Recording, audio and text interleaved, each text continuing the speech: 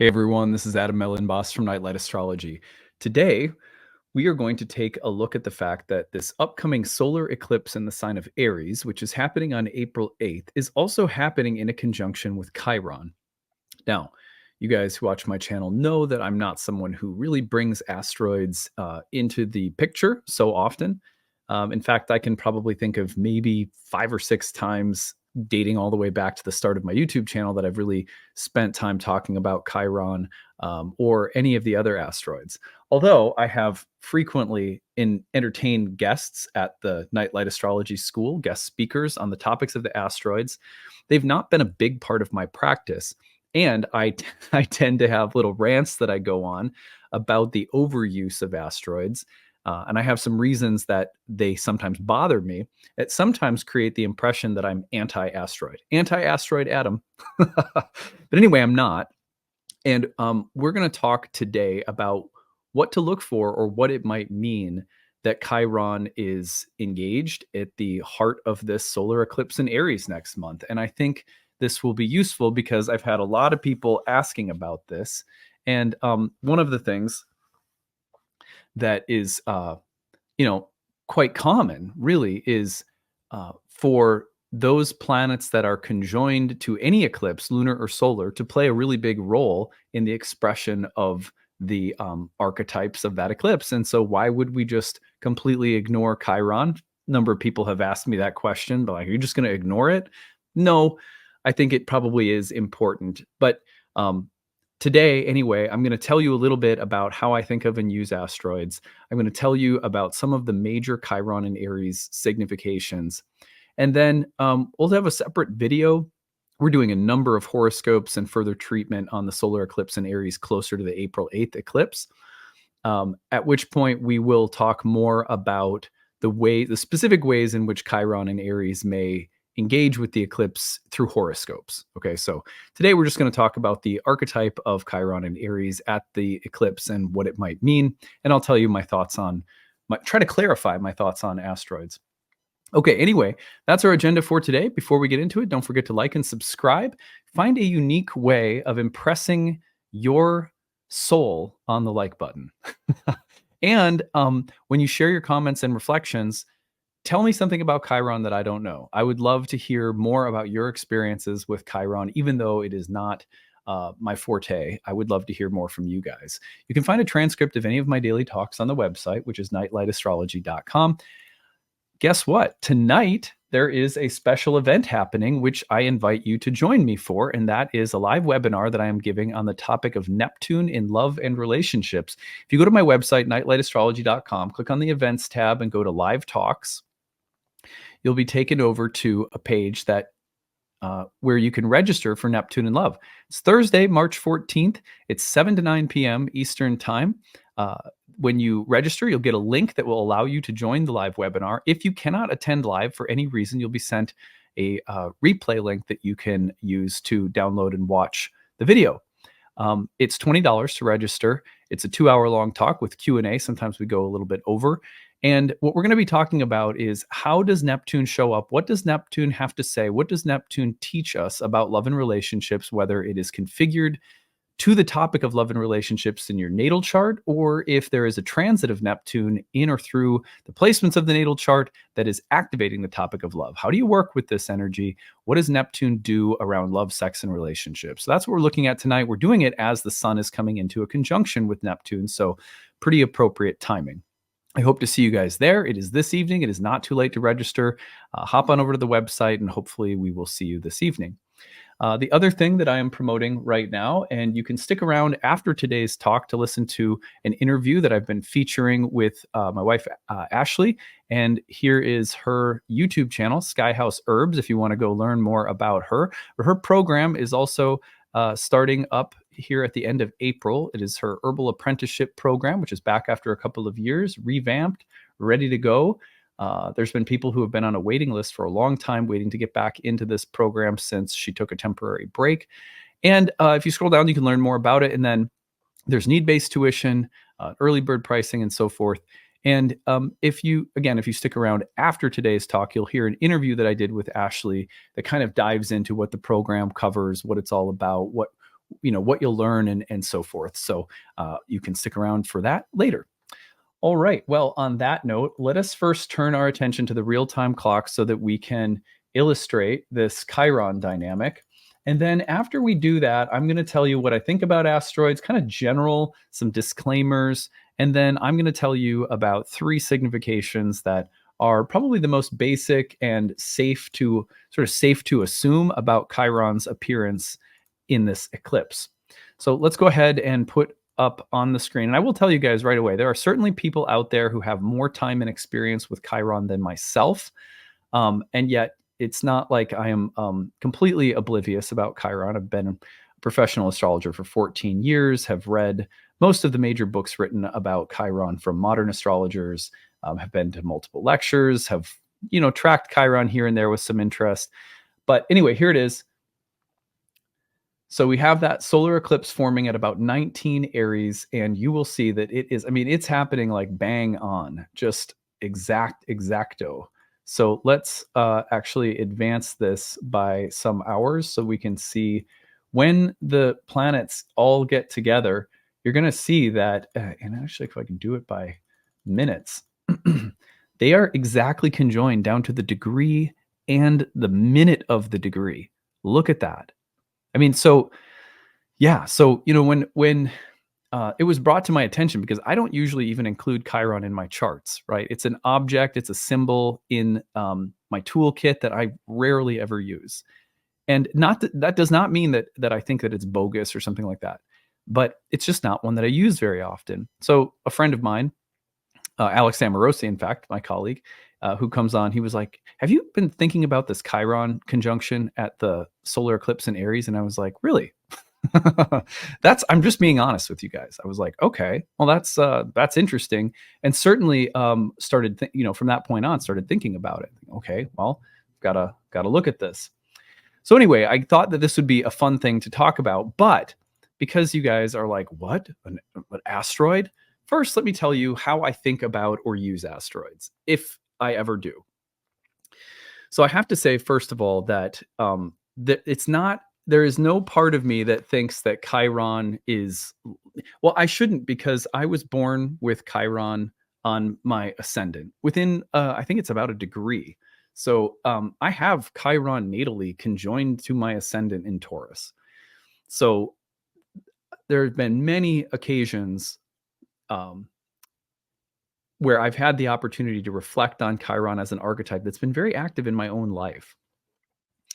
The archetype of the wounded healer, which is the simplest way that you'll hear Chiron talked about. Chiron was a centaur in Greek mythology who was known as an incredible teacher to many heroes.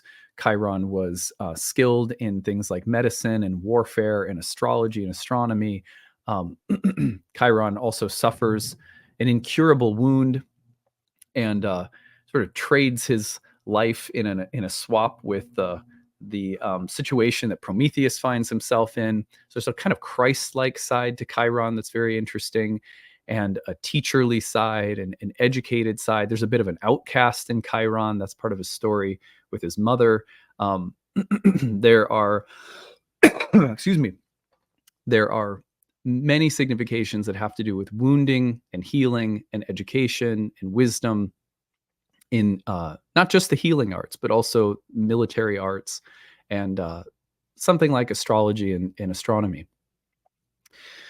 So, as someone who, while I was coming of age, utilized a magic potion, an entheogen from South America to heal some family wounds and problems that I had with addiction, and then started through those experiences studying astrology and sacred astronomy, you might say. I can certainly, the archetype has been active in my own life, right? It's on my ascendant, literally. So my problem with asteroids is the same problem that I have with hermetic lots, or the same problem that I have with fixed stars, or the same problem that I have with minor aspects. It is not about the relevancy or the potency or the validity of any of these subjects or symbols. I am someone, and this is just the way that I work as an astrologer and the way that I teach. I don't like to clutter my chart with too many things. I feel like there's this kind of an idea that I just disagree with, which is that more symbols in the chart means more truth. Like, you don't have an objective chart unless you have every single thing listed. I'm someone who's just really, just gone kind of, I've been a contrarian when it comes to that idea because, I took an entire year plus to remove the outer planets from my chart from all charts I was working with when I started studying Hellenistic astrology as a way of developing an understanding of the traditional planets that were not being colored or influenced by the outers. And what I discovered in that process was that there was nothing missing. There was nothing lacking. That doesn't mean that the outer planets don't have unique things to say or that they aren't really powerful and important. And I use them every day in my practice now. But taking that time and pulling certain symbols out of the chart really taught me that it's not more symbols that leads to a more objective truth. And that is part and parcel of my view that astrology is a form of divination.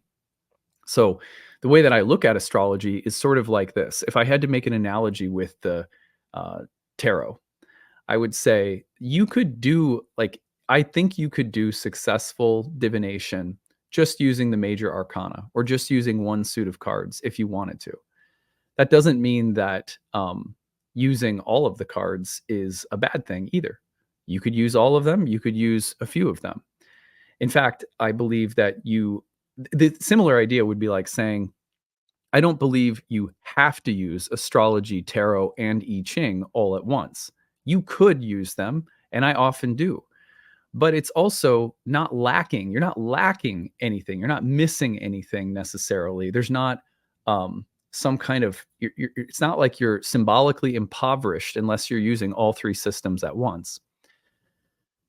So, that being said, I think that there are some people for whom using things like hermetic lots, fixed stars, minor aspects, asteroids, etc., trans-Neptunian objects, whatever, is like really appealing and really works. And the multiplicity of symbols, it works with your brain. It works with the kind of symbolic diviner that you are. And that's fine. That's a good thing, right? Uh, what I resist is the kind of modern astrological tendency to think I don't have a complete set of facts about this person. I don't have a complete readout unless I include 30 extra objects. Right. So that's the thing that I kind of push back against. I say symbols are, um, you know, there's the sky will speak about what's going on in a reading. Like when I sit down with a client, I have seen, so many different symbols speak and so many different techniques speak over time and so many different systems of divination that speak over time in my life and other people's lives that I just assume that it's not the symbols are the means by which the oracle speaks, and the oracle can speak to things very specifically, very powerfully, with direction and intelligence and predictive power or descriptive power or guidance and instruction using a really vast diverse set of symbols or a really limited and focused set of symbols. So because that's the way I think about things, I resist this tendency that I feel like, we have to throw a ton of stuff into a chart. Because what I've seen is that for a lot of people, and I'm just being honest, you don't have to agree with me. For a lot of people, the overuse of symbols, using too many, is sort of like constantly flipping cards in the tarot, or recasting the I Ching when you don't get an answer you like.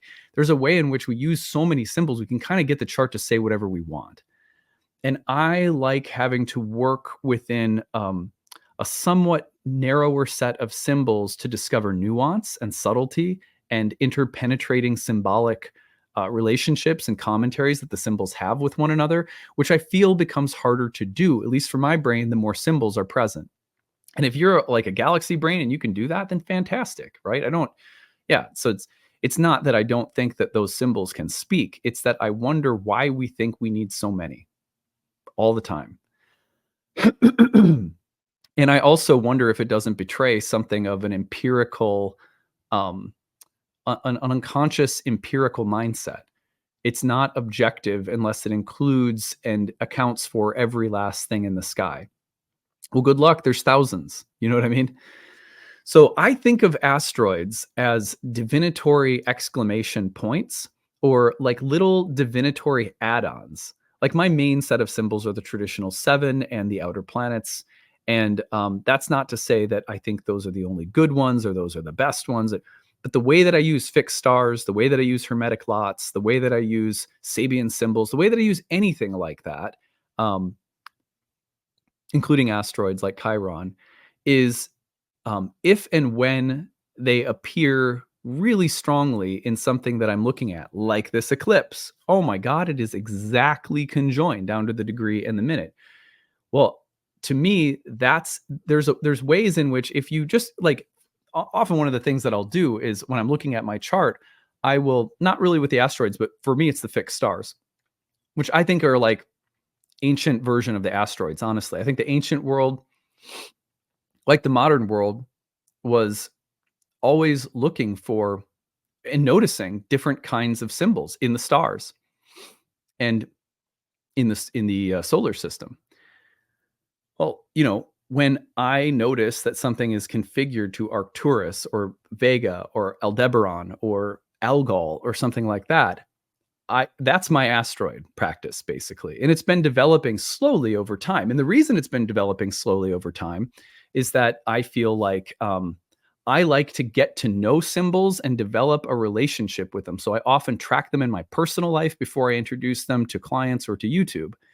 I just need a feel and a relationship with these symbols. What I don't like, what I resist, is that kind of modern tendency to be like, okay, here's what so and so said about Chiron. Here's what so and so said about Sedna or, Aries or whatever it is. And now I'm just going to throw it into every chart that I look at and immediately feign like I have some understanding, like it's just as simple as a list of adjectives that I can slap into a chart in a reading. So the other thing that I'm opposed to is people just slapping tons of things into charts without slowly, carefully developing relationships with the symbols, because the symbols were thought of in ancient astrology as the omens of the gods. Like they are, it's like a vernacular you're learning, or it's like going in and learning a specific dialect within a different region of the jungle or something.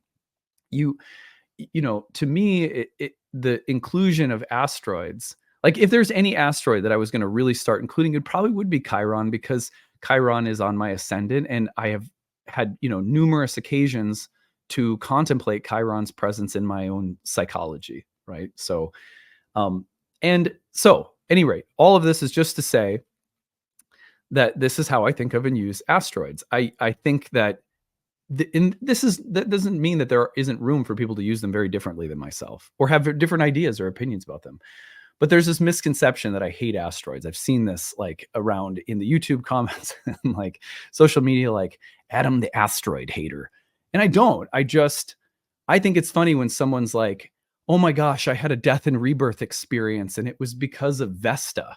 And I'm like, okay, maybe it is. Maybe it is because of Vesta or, or like whatever other Juno or something. Okay. Have you looked at the possibility that Pluto is conjoining your sun right now? Right. And I'm not saying that both can't be true. It's just that sometimes I feel like we are so easily bored and lack focus, and we don't take the time to develop relationships with deep relationships with simple things like signs, houses, planets. And the more we do, the more we will find that, like, for example, I do this in my second year class all the time as we reintroduce the outer planets into the curriculum after taking them out in year one, just to get to know the ancient framework on its own terms. Year two, we bring them back in. And what I have people do is I have people look at a placement in the natal chart. Like, let's say, okay, you had a really difficult mother, and so we look and, in the natal chart, we find that the moon is in Scorpio in the 12th house. Oh, wow. That's there it is, right? There's one placement that could be representing a difficult mom relationship, a fallen moon in Scorpio in the 12th house. All right. And then we bring in the outer planets. And suddenly we discover that Pluto was also square to the moon when you were born. So my point is always, you see how the outer planet accents, highlights, augments the same exact delineation. And that's not to say that it doesn't also add its own unique flavor or depth or significations from some other part of the chart. It's just to say that often what you'll find is that if you take the time to get to know houses, signs, dignities, etc., there's multiple ways of getting to the same place in charts always. There are always, like, you'll hear astrologers in fact talk about the rule of 3. If you see the same thing in the chart 3 times, you really know it's a thing. My point is that we it's a mistake to think that more symbols gets you to the truth. It doesn't always. And that's also not to say that more symbols means that all of the other stuff is irrelevant compared to just these things that I think are important. So anyway, I hope that this, I don't know, I hope it's interesting to hear what I think about asteroids, how I use them, or I really don't use them. But if I were going to use them, it'd be much like fixed stars, which is something that augments, enhances, highlights, deepens, qualifies, but they're not, for me, they're not primary. And that's mostly due to the way that I need to focus and deeply develop relationships with simpler things and then gradually expand. For example, I've been studying Hellenistic astrology and teaching it for a long time now. It's only in the past year or so that I really started incorporating the bounds, a little bit of the decans, and a little bit of fixed stars. And that was deliberate on my part. If you've been in any of my programs and people would be like, well, why aren't you teaching this? I'd be like, because I haven't developed a relationship with these things yet. And it's very important for me to have living experience starting to work with them outside of clients and YouTube. And then as I get to know them, as I feel like I have a relationship with them, I can start including them. At the very least, that's what I encourage people to do with anything, whether it's a Sabian symbol or an asteroid or a hermetic lot or a fixed star or anything. And don't underestimate the power of getting to know the signs, planets, and houses and dignities very, very deeply as a kind of first step. That's my advice, but take it or leave it. All right, now that I have gone on my soapbox and, hopefully that was interesting, let's talk about Chiron and Aries and some of the significations that may come up. I'm keeping this simple, although, again, I'm not a Chiron expert. It's not something that I use in my practice all the time. There are some very simple things that you could say about Chiron and Aries and the significations that Chiron and Aries is likely to bring to the eclipse being at the exact heart of the sun at the time. It's like a Chiron Kazemi, even though with with with objects like asteroids and outer planets, is it appropriate to say that they're Kazemi? I don't know. But at any rate, it's at the heart of the sun, an exact conjunction on a solar eclipse. I mean, that is something, right? So what do we think? Number one, so the one thing that I would say is pay attention to the dignities, always. So Chiron is in Aries, which is the temple of Mars and the exaltation of the sun. It's a fire sign. It's masculine. It's a sign of the vernal equinox. And a sign with Chiron that may incline Chiron toward things like healing or lessons in the martial arts. So this might have something to do, for example, with, I mean, quite literally could be Chiron and Aries could engage you in learning something about warfare, self-defense, weapons training, hunting, like anything that's literally about learning more or becoming educated somehow in any kind of martial art would fit for Chiron and Aries. The other thing, though, that could come up very easily would be lessons or healing in the martial arts that have to do with psychological qualities that are related to Mars. For example, the building or development of confidence or strength or power or courage, all of which might have to be developed or cultivated through this eclipse and the cycle of karma that is coming off from the eclipse because you lack confidence or you lack courage or you tend to be afraid or you underestimate yourself or you're not sure you're that strong, right? So this could be the Chiron signification to me at the heart of Aries is not totally different, by the way, from a solar eclipse in Aries. And this is my point, where it just sort of augments or amplifies some of the same themes that Aries tends to be about, like the building and development of confidence, assertiveness, strength, power, martial, any kind of martial influence, Mars influence. And there could also be healing involved around these things, or the exploration of wounds in relation to these things. So that would be the very first thing that I would look at. Would just be like, for example, getting a personal trainer, taking a course on exercise or nutrition that comes with an increased feeling of vitality, addressing lack of confidence, developing strength and potency. All of those kinds of healings or learnings or lessons around martial things could be really amplified by this eclipse. Number two would be wounds or healing in the domain of Aries. So, were you picked on? Were you bullied? Do you have deep wounds around self-confidence or self-esteem, which Aries, again, as a sign, tends to amplify the importance of? Whether you have the sun there or any planet there, one of the things that's often connected to the sign of Aries is the sense of becoming stronger, becoming more confident, rising up, facing challenges, sometimes even having to overcome oppressive or tyrannical forces that feel like they're trying to push you down, that you have to stand up to. These are Aries themes. Surviving, that's an Aries theme.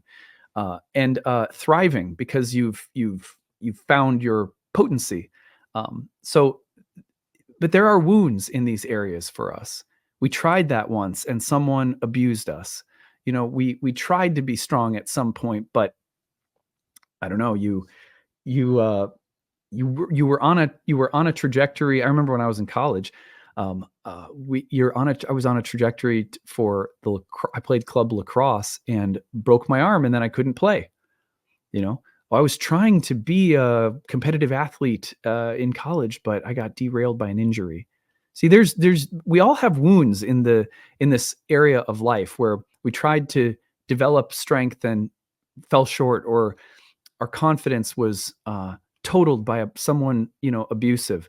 So, what are the wounds?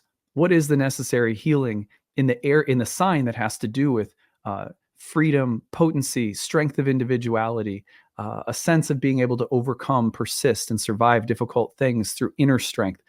Where are our wounds at in these specific areas in our life? Like, biographically, where have they occurred? How are we still living with them?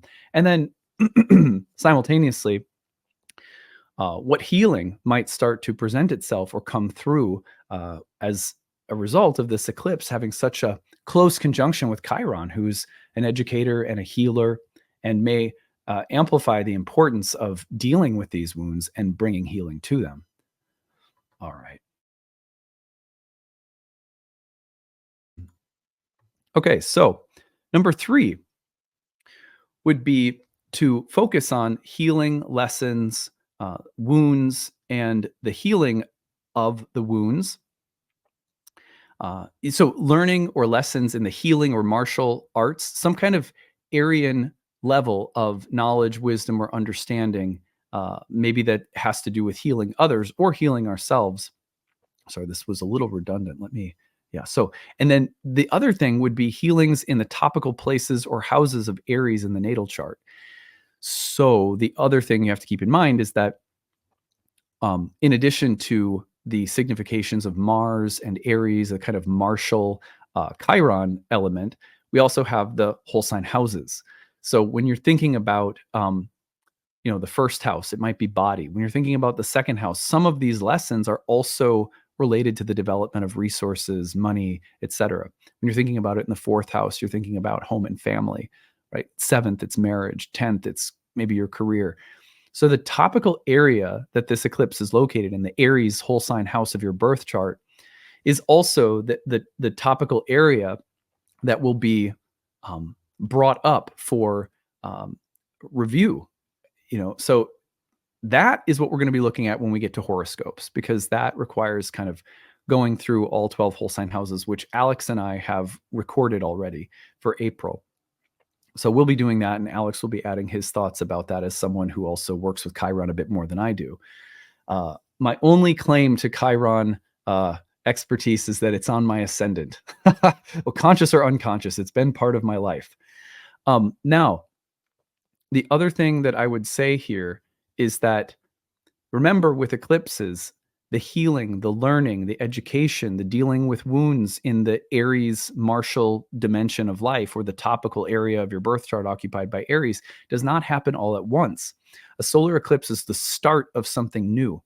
And in time, that seed that's being planted will lead to the healing, the wisdom, the addressing of wounds, the insights that come from looking deeply at our wounds and having to learn and grow because of them. In many ways, people will always associate Chiron with the development of the knowledge or wisdom, and then the expertise that may also be cultivated due to the specific nature of the wound that you have.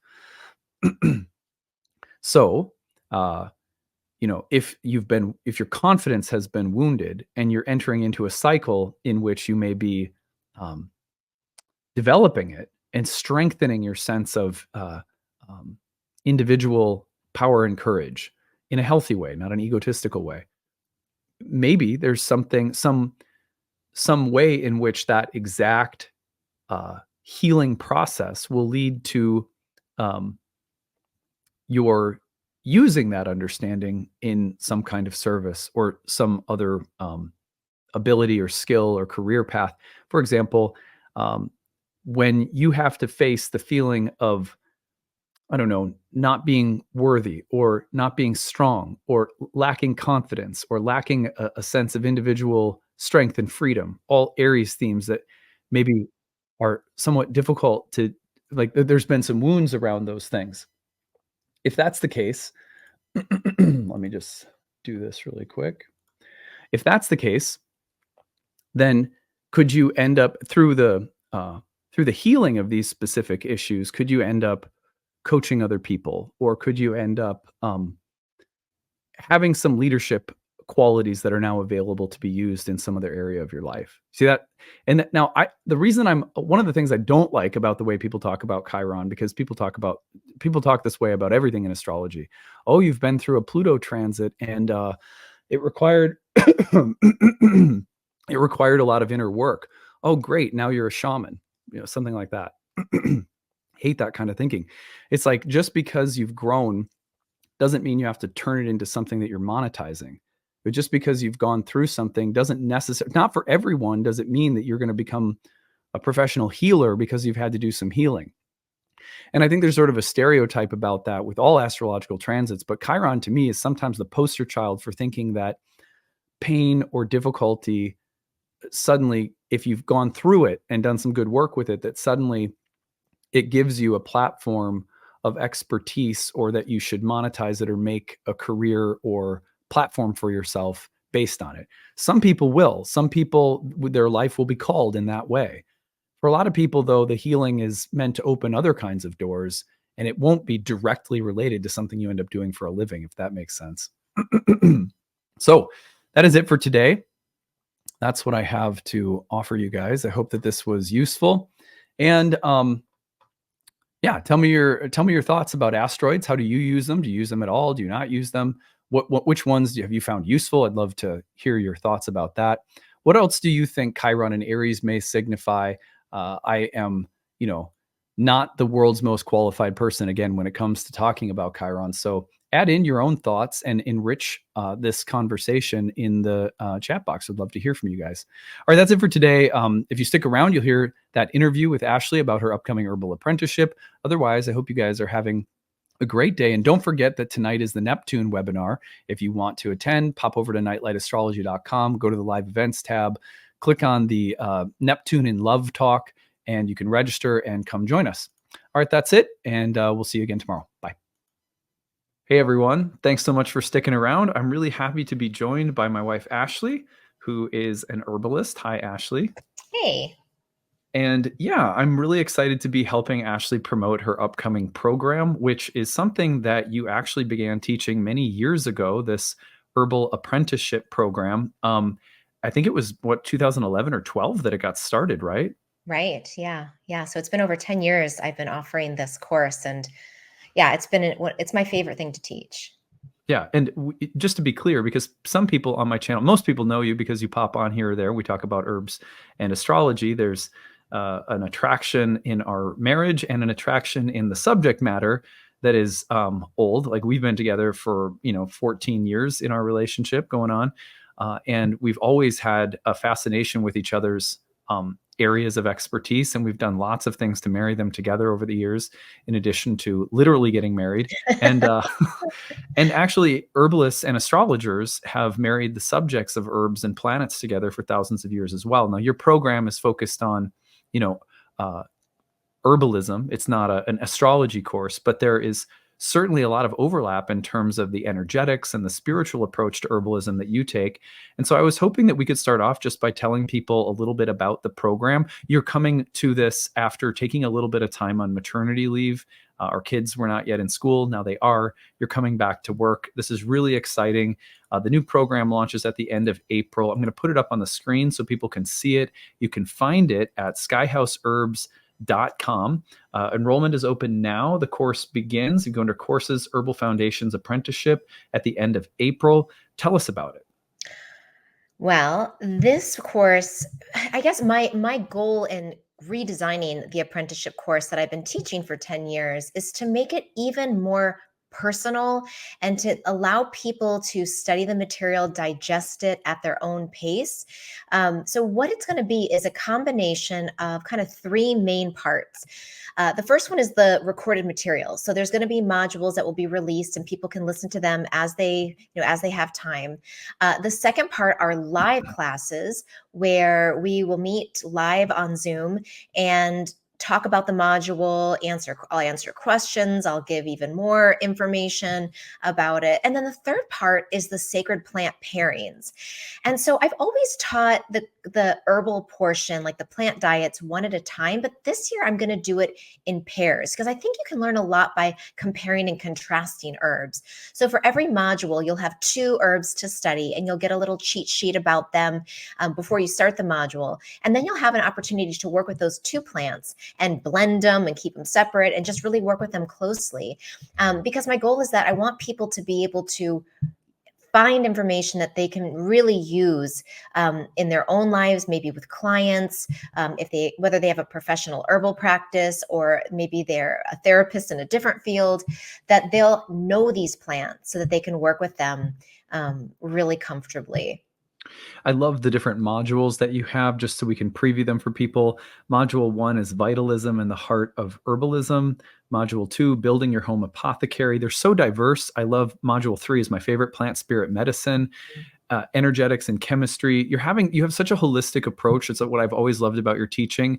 You'll teach about the doctrine of signatures. You'll talk to people about how to communicate with plants, how to think of them as teachers that are living beings, that have personalities, that aren't just phytochemistry or whatever.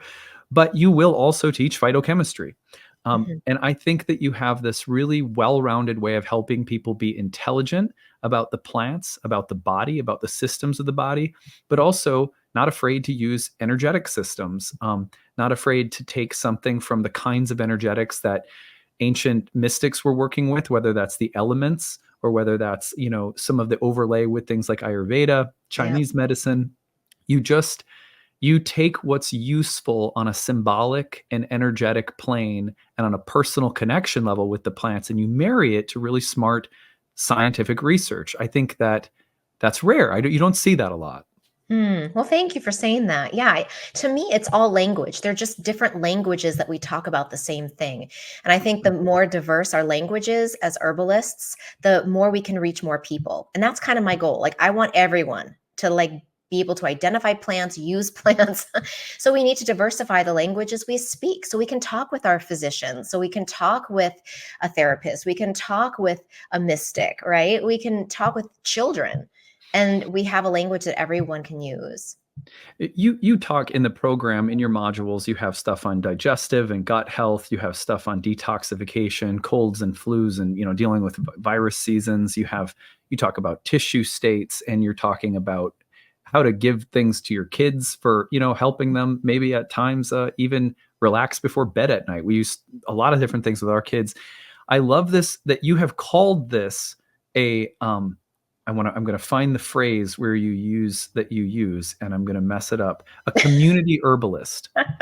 What is a community herbalist, so that people can understand that definition? Because sometimes people might look at a course like this and think, gosh, unless I go to an accredited university for 8 years and learn all about chemistry, I have no right or business suggesting herbs to people or using herbs. That's just not true. And that's not the history of how folk herbal medicine has been used or taught. So what do you mean when you say community herbalist? I think you said it perfectly. This is the people's medicine, and our grandmothers and great grandparents used plants as medicine. There's nothing actually that like hard about the practice of herbal medicine. It's just getting to know the plants and getting to know the times when they're most useful. I really envision that this course, people can take it and, yes, use it for themselves, number one, because I think a lot changes when we have the personal experience, and then using it in your family, whether that's just, maybe making a tea for your dog, or, if you have kids, or maybe you just have a partner, maybe you have plants you can use, and we'll talk about taking care of a garden, but using it for yourself, for whoever's immediately around you, and then taking it beyond that, because it's likely that at some point you're going to be talking with someone. They're going to say, oh, I've got this digestion thing and I've tried this and this. And they might say, hey, you're studying herbs. Is there anything that you would recommend? And you know what? You'll probably have a few ideas. And that, you never know how one way that you help someone out there in the world might trickle and then help others and more people. So I think through the self-knowledge and studying this knowledge in your own body, it'll naturally, it's like, impossible for it not to spread out and start to affect the broader community. Yeah, I think that's really important. This is also for that reason, because we have a vision. I mean, you guys know through my Kickstarter, you guys helped us build a community herbal medicine garden that Ashley's been hosting free and donation-based events out of, that the donations go back to right back into the garden and just growing the medicine that we then find ways of harvesting and giving to other people, or letting other people come and harvest. We have a vision. We always have, back to the days when we had our yoga studio in Maryland. We have always had a vision of making this sacred knowledge accessible to people. And that is both there in this program in terms of the way you're framing what it means to be an herbalist. It might mean that you're a professional and you see clients, and you could continue beyond this program developing the skills to do that. This would certainly set you up for success. You could also go forward and be someone who uses what you know with friends and family and yourself. And that's an incredible set of tools to have. The program's also very accessible from both a programming standpoint and a price standpoint. I'm going to take you back over and show everybody the programs. The modules are pre-recorded, but then you meet outside of the modules for discussion, community, Q&A, and sort of development and integration. So people can attend those live. If they miss those integration sessions, they can also watch the replays of those. So Absolutely. Yeah. anyone could take this at their own rate, as slowly or as quickly as you wanted to, really soak it in, or blaze through it. And then we can certainly, beyond this program, as Ashley perhaps makes more advanced programs available as she's easing back in out of maternity leave, can help you with further development or recommend you to many other wonderful programs where you could continue your studies. We want this to be accessible. We want community herbalism to be, as simple as being able to show a friend a couple of yoga stretches. We should be able to show each other herbs, and just, hey, this is a helpful herb to use. Also, accessibility price-wise, we have an early bird enrollment, and we have standard enrollment. And then we have tuition level 1 assistance and tuition assistance level 2, which break out the affordable tuition into different levels of affordability. And you can kind of identify where you're at if you're someone who wants to take this program but needs to work within your means and not hurt yourself doing it. And then for those who can pay, we ask that you use standard or early bird enrollment. And that's the same thing I do for all my astrology programs. So we try to keep it super, super accessible. The Herbal Apprenticeship program starts April 24th. I know Ashley's super excited to be getting back into teaching too. I also would like to offer Ashley just a chance to tell everyone a little bit about, before we end here this interview, tell everyone maybe a little bit about your own background, who you studied with, what your influences are, and just anything else you want to say before we cap it off. Ooh, okay. Well, I think, I started off as a kid playing in the woods, mixing perfumes and potions. And then I went on to study environmental science, where I studied organic chemistry and restoring native wetlands. And really, from an environmental perspective, that's how I got into herbalism. And then after, I realized after working on the restoration piece and joining a lot of earth advocacy groups that the problem's not with the earth but with the people not Mhm. understanding the value of the earth. So then I started going into holistic medicine. I graduated from the University of North Carolina, Asheville, with a degree in interdisciplinary studies. And I went on to get my that was my undergrad, and then I got my master's from the Maryland University of Integrative Health. It was then called Tai Sophia. But my teachers there, I had such a great blend of teachers, really scientific minds, like Simon Mills from the UK, and Kevin Spellman, who is like a chemistry genius. He's also an Ayurvedic practitioner who studied with Dr. Vasant Lad. Uh, Matthew Prisco, medicine maker from Galen's Way out in California. So I had a really wonderful, diverse variety of teachers in that 3-year full-time master's level program. And then after that, I went on to study with Matthew Wood pretty intensively because I liked his energetics. I liked the way he spoke about the plants and his personal experience working with low dose, drop dose medicine. And he has had amazing, um, you know, uh, he's done such amazing work herbally with just using that method. And gosh, I could I've got a lot of herbalists in my David basket. Duke comes to mind, and Oh, Jim Duke. or Jim Duke. Sorry, my Jim bad. Duke, Margie Flint, Rosemary Gladstar is like I've only done one herb walk with her, but it was amazing. So I have shelves of herbal books and people who I just adore. Yeah. And yeah, I just feel really grateful that I've had that blend of the science and the energetic herbalism and the traditional herbalist perspective as well. And I try my best to blend them together and to give everyone a really diverse yet integrated herbal studying experience.